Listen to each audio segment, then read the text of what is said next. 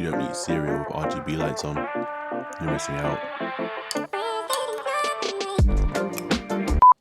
Yo, what's going on, guys? Hope you are having an amazing day so far. I'm going to be talking to you today about these, the NANLITE pavotubes, LED tubes that are, yeah, they're interesting. So let's get into it.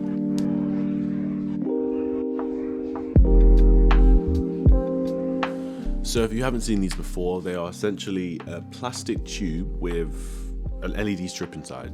That's pretty much it. You know, there's a little bit of diffusion inside the plastic tube just so you have a little bit of a softer source, but essentially they are a poor man's Asteris tube. If you don't know what Asteris are, then yeah, you know why these are a poor man's version of them. So there are three main things that make these NANLITE tubes appealing. Is one, they're battery powered, which is great because obviously you don't need cables. So whether you're outside, whether you're in a tight spot where you can't put cables, you don't need to power these via an external source. They are completely battery powered, which is great. Another great thing is that they are full RGB, so you can, pretty much make any color you want, or just go daylight to tungsten. And lastly, they're not very expensive, comparatively speaking. When you do compare them to the Asteras, which are a couple thousand, this for a few hundred is very, very affordable, comparatively speaking, obviously. So I've had these for around 6 months, got to know them very well, used them on an array of shoots in different scenarios, some being maybe for a key light, maybe for a practical, maybe just for a fill light, whatever it is. I've used these in pretty much every time, every kind of circumstance I would personally use them for. So I've kind of gathered a few things over the 6 months, and when we're going through them today, just giving you like a real honest review on the good, the bad, the ugly. And just how these things work. The first good thing about these tubes is that they are very affordable. They're probably the best in their category for what they do, being full RGB and having the CCT option where you can go from daylight to tungsten. They do this the best, in my opinion anyway, from what I've seen, comparatively speaking to the rest of the tubes in a similar price range. You do have the Quasar tubes, you do have the, I think it's Digital Photo Company, I think, something like that. But yeah, out of all of them, these probably top them just in quality and in performance. So that is, one plus for them.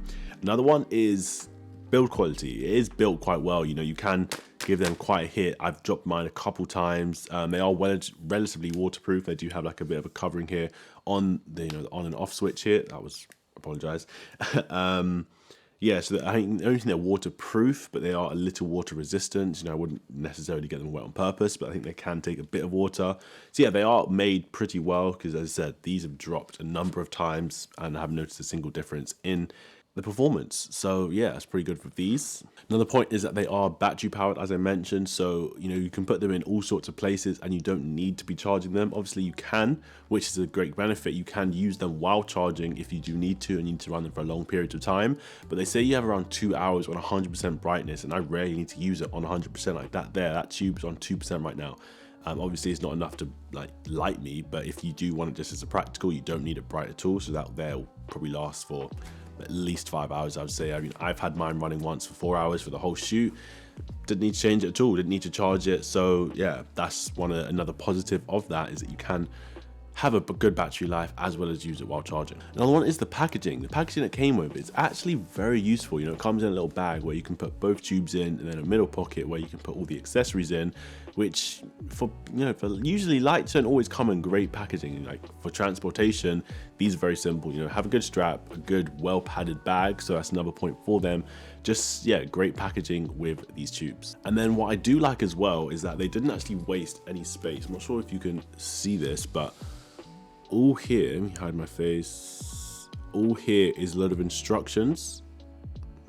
This eye focus is just too strong. All here is a load of instructions on how to actually use the light. So you do have a menu here, which I'll show you here. You can see essentially what you're doing on the light. And yeah, this just has a load of instructions on how to use it. So they've made good use of this space. It's not just, just random nothing. They have put the instructions, have put different codes and how you can get the different colors, what kind of thing. So that is another benefit, just showing how to use the lights without needing a manual or anything. You can just look right here. So if someone, maybe an assistant on set, doesn't know how to use these, all they need to do is just look here and they know how to. And the last main benefit, which also comes as a negative as well, so that will hook me in nicely, is they can attach to places quite well if you have the right things, if that makes sense. So they do come with like a little clamp, so you can put it on a normal light stand. They also come with these little metal hooks, and you hook these to the ends,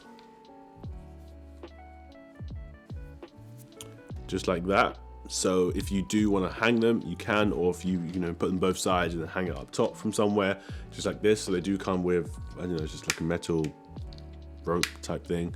So that is great there, so you can store them quite easily there. I think that's it of what comes with it for able to store it. They do sell some other clamps as well for when you want them in the shot, but yeah, for the ones I use anyway, it's either these, or I do have like some reusable zip ties that I sometimes use. So yeah, they're quite easy to store in places. But then going now onto the negatives, they're also quite difficult to attach places, if that makes sense, because one, I just wish there wasn't like a 1/4 or something on the bottom. So if you did just want this on like a small tripod on the floor, you could just put it down, like just like how the Asteras, you can kind of set them down pretty much just by themselves with a small tripod. I wish these could do the same, or you don't need a stand, you don't need to hook it to something else. These could pretty much just stand by themselves. They have these kind of protective, I don't know, whatever you want to call these on it. These things here, I mean, they don't really balance by themselves. I mean, I get they're protecting the knobs, but on this side, I mean, you have the charger, but I'm sure they could have put just one little 1/4 or just something, just so it could stay balanced by itself. Another thing is the dials. As great as they are, you can kind of get the one step. They are very sensitive, so you can turn things up in like single increments. They are very, very easy to knock. There's multiple times when I'll be setting up the lights and I might accidentally just brush it with my hand, get blinded by a light, just because I've completely turned the brightness up with a slight touch. So that is, I wish there was like a locking mechanism or just something on it, because whoa, when you do kind of store them somewhere, unless you have nothing around the area where you're storing them, like if you have, even if like a bit of diffusion or something just slightly knocks the side of this, the brightness, the color, something is just going to change from these dials. So I wish there was like a little lock on them, just so that wasn't so sensitive, because you can see here on these here, they just turn very, very easy, and I'm not even like going into them, it's just on the side they can turn very easily. So I wish there was just something that could just lock them, just so you don't get that kind of blinding action sometimes. Another one is that you can't really connect it to your phone, and which isn't necessarily quite true, but it is at the same time. Like with pretty much all the NANLITE products that are out, as I'm aware, you can't actually connect to any of them directly to your phone. You have to buy an additional radio, I think, which connects to the products, then connects to your phone. And I kind of think like in 2021, surely we're kind of past that, buying extra things. Like I have this cheap Yongnuo LED light that I bought. It was one of the first things I bought. You know, when you see the budget things to buy and you want to get cool RGB lights, this is one of the first few things I bought. This costs what, like £60, maybe like $80 or something, and this can connect to my phone. If this here, a cheap product made by Yongnuo can connect to my phone, there's no way they can't put technology in this when you're paying hundreds of dollars to connect to your phone directly. Like, to me, that seems a little bit old-fashioned, and there's not much of a need to have the radio. I mean, maybe they haven't figured out the technology. I don't know. I'm not hating on them. I'm just saying. I think in this day and age, you should be able to connect directly. Even for like the Forza 300, I should be able to control the brightness, the effects on it, whatever it is. I should be able to do it on my phone rather than through another radio and then through an app. And I've heard the app isn't really that great yet. They haven't put too much time developing the app to make it, run as smoothly as any other app. And the next one is obviously quite small as well, but it's these tubes on the end, not tubes, these black bits on the end, like the protective bits, just the covers here. They're quite annoying. Like you can see, if you look at this tube here, at the very top of it, you can see that little black bit, and that's this. And not that it's like really bad, it ruins the shot or anything, but they are quite annoying sometimes when you want just the light. That's one thing I do much prefer on the Asteras. It literally just is the tube, and that's it. You don't have any of this.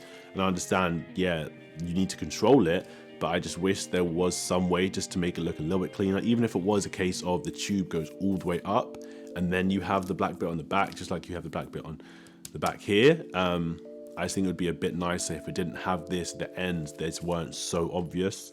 Again, quite small, but it is just something you do get quite annoyed about sometimes. In some shots, you can just see the white light and then the black bit, and it's just, can you just take it away? But yeah, lastly is, again, kind of relating to the phone, but it's connecting NANLITEs to each other. Now, you can use a cable, and I have actually spoken about this in a previous video. You can use a cable to connect them, and that's not an issue. You know, you can get longer cables and connect them so they're far away, but you have to connect them. That just kind of goes against the whole thing of them being like wireless, being battery powered. If you want to use multiple of these, you have to use a load of wires or individually set each setting. And to me, it just doesn't make sense to do that. You're taking away the whole wireless part of this, having to keep them wired to have them. So I just wish, again, it was more phone controlled, it was more wireless, just so you can control multiple of these, because then I'd be more inclined to buy more of these, because I know I can control all of them at once. But let's say you have 4, 8, 10, 16, you have loads of these for a set, maybe for a music video, something like this scene here, you'd want to be able to control all of these at the same time. If you had to go to each and every single one of these and change dials, or you had to get loads and loads of cables to connect all of these, it's just gonna put you off. So in my opinion, if they could just go a bit more wireless with that, these, I wouldn't see a reason to buy Asteras. Let's just say that. But yeah, I'm pretty sure that is every pro and con of these NANLITE Pavotubes. They do the job. That's, at the end of the day, that's what you do. You know, don't need to be fixed down on gear.